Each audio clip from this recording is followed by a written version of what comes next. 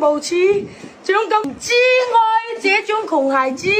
到死都冇銀紙，為老細長期拼搏工作辛苦過日子，係佬日日就去諗計如何懲罰我，唔想返工對住條友真的無恥，獎金同懲罰了不夠買全部提子，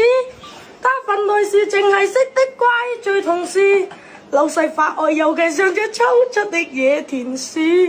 平時說話他都總大詞啊，係咁啊！明知愛這種窮孩子，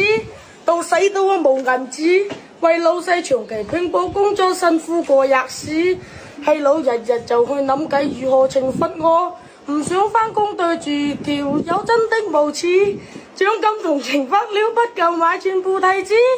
他份內事淨係識得怪罪同事，老細發愛尤其像隻抽出的野田鼠，